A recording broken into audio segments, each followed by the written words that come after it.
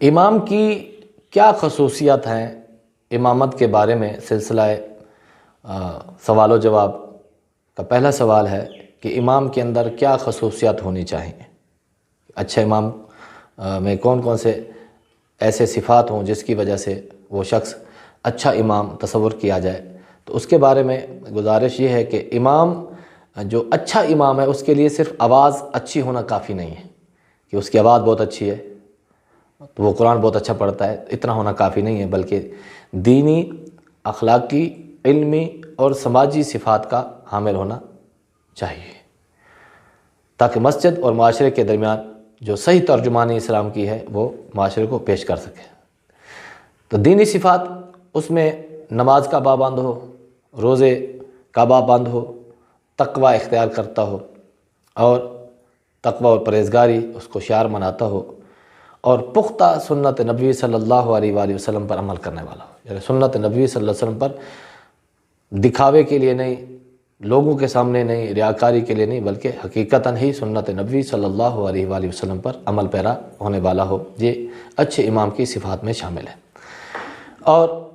حلال اور حرام کا خیال رکھنے والا، جہاں پر حلال چیز ہے اس کو اپنانے والا ہو، جو حرام چیز ہو اس کو خود بھی بچے اور معاشرے کو بھی بتانے والا ہو، اخلاق اچھا ہو اور شہرت اور دنیا کی طلب کے لیے امامت کرنے والا نہ ہو۔ اور دوسرے نمبر پر اخلاقی صفات، نرم مزاج ہو، خوش اخلاق ہو، بردبار ہو، غصہ کم کرنے والا ہو اور برداشت والا بھی ہو، لوگوں سے عزت اور محبت سے پیش آنے والا ہو، جھوٹ، غیبت، حسد اور کینہ وغیرہ تکبر ان برائیوں سے وہ پاک ہو، صفائی ستھرائی کا خیال رکھنے والا ہو، اچھے لباس کا خیال رکھنے والا ہو، اور علمی صفات کے اندر قرآن مجید صحیح تجوید کے ساتھ پڑھنے والا ہو، کیونکہ ظاہر ہے قرآن کریم کی تجوید تصحیح منزل من اللہ کے مطابق پڑھنا فرض ہے۔ اگر قرآن بھی اس کی ایسی اگر غلطی لحن جلی کرے گا جس سے معنی فاسد ہو جائیں گے تو نماز سب کی فاسد ہو جائے گی، تو ایسے شخص کو امام بنانا بھی جائز نہیں ہوگا۔ اس لیے قرآن کریم کو صحیح تجوید کے ساتھ پڑھنے والا ہو، جانتا ہو، نماز، طہارت اور روزہ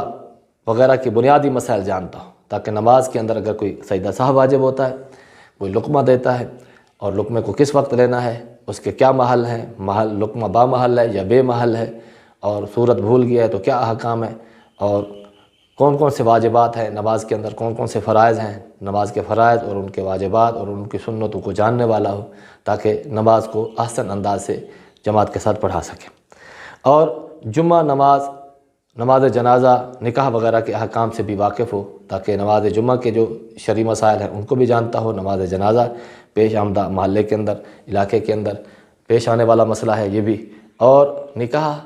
کی شرائط کیا ہیں، کس طریقے سے نکاح پڑھایا جاتا ہے۔ عمومی طور پر بعض اوقات ایسا ہو جاتا ہے کہ خواہ اس کے گھر والے کہتے ہیں کہ اس نے ہمیں اجازت دی ہوئی ہے لڑکی نے، جبکہ اس لڑکی اس پر راضی نہیں ہوتی اور وہ وہاں نکاح کرنا بھی نہیں چاہتی، تو اب اس کو پتہ ہونا چاہیے کہ اب اگر کون سی صورت ہے کہ بچی کا نکاح ہم کریں تو نکاح ہو جائے گا، اگر وہ اس پر ایگری نہیں ہے تو کس طرح ایگری نہیں ہے، تو ہم ان کو ورثاء کو کیسے بتائیں، یہ ساری چیزیں بھانپنے والا ہو، سمجھداری کے ساتھ اس کو عمل میں لانے والا ہو، اور لوگ اگر سوال پوچھیں تو اس کا صحیح جواب دینے والا ہو۔ اگر اس کو جواب نہ آتا ہو تو لوگوں کو یوں نہ کہ جھوٹ بول دے یا اپنی طرف سے بات گھڑ دے کہ اگر میں نہیں بتاؤں گا لوگ کہیں کہ امام سے وہ کچھ نہیں آتا، امام صاحب نے جواب نہیں دیا، تو اس کو ایسے انداز میں جواب دے، جو اس کو پتہ ہے وہ بتا دے، جو پتہ نہیں ہے تو ان کو بولے کہ میں دیکھ کر بتاؤں گا۔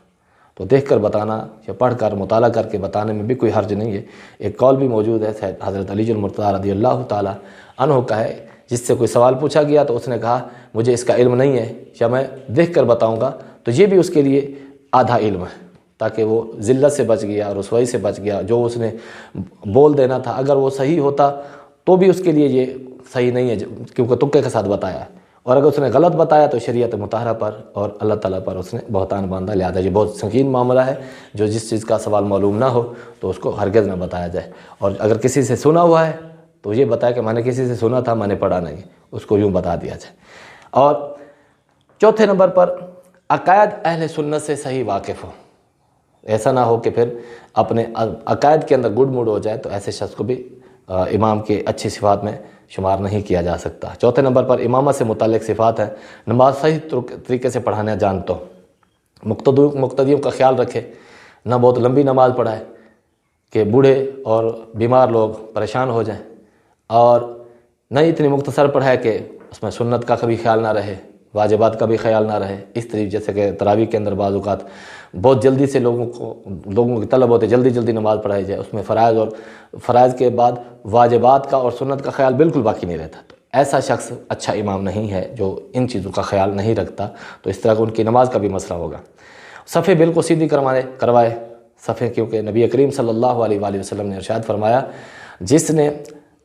جب تک لوگ صفیں سیدھی رکھتے رہیں گے اور خلاؤں کو پر کرتے رہیں گے تو آپس میں ان کی محبت بھی رہے گی اور ان کے دل بھی سیدھے ہو جائیں گے، سیدھے رہیں گے۔ جب صفیں ٹیڑھی کرنا شروع دیں گے ان کے دل ٹیڑھے ہو جائیں گے، جب صفوں کے درمیان خلا رکھیں گے تو ان کے دلوں میں فاصلے پیدا ہو جائیں گے۔ تو یہ وہ چیزیں ہیں جو اچھے امام کے اندر ہونی چاہیے، صفیں درست کروائے، خلا پر کروائے، باہر نماز کے وقت اعلان کر دے کہ صفیں درست کر دیں، صفوں کندھے کے ساتھ کندھا ملا کر کھڑے ہوں، چھوٹے بچوں کو آخری صف میں بھیج دیں۔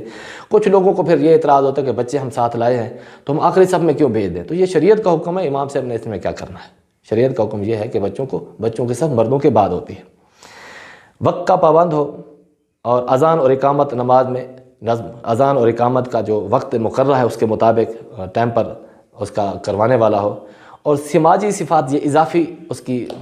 خدمات میں سے ہے کہ لوگوں کے ساتھ اس کی خوشی اور غمی میں شریک ہو، کوئی فوت ہو جائے تو وہاں چلا جائے، نماز جنازہ پڑھانے کا موقع نہ بھی ملے تو پڑھنے کے لیے چلا جائے، اور خوشی کے موقع میں لوگ شرکت کی دعوت دیں تو ان کے پاس بھی جائے، اور نوجوان بچوں کو دین کے ساتھ جوڑے رکھے، نوجوان طبقہ جتنا بھی ہے، چھوٹے بچے ہیں، ان کو دین کی طرف راغب کرے، ان کو قرآن پڑھائے، ان کو احکام پڑھائے، اور دین کی سمجھ کے لیے، دین کی تبلیغ کے لیے ان کو واعظ و نصیحت کرتا رہے۔ تو یہ اس طرح معاشرہ، جب یہ نوجوان بڑے ہوں گے تو دین کے ساتھ جڑے ہوں گے، مسجد کے ساتھ جڑے ہوں گے، اور ان کے اخلاق بھی اچھے ہوں گے، ان کی تربیت بھی اچھی ہوگی۔ یہ ساری چیزیں امام کے اندر ہونی چاہیے، اور امام صاحب کو چاہیے کہ مسجد کو اتحاد اور محبت،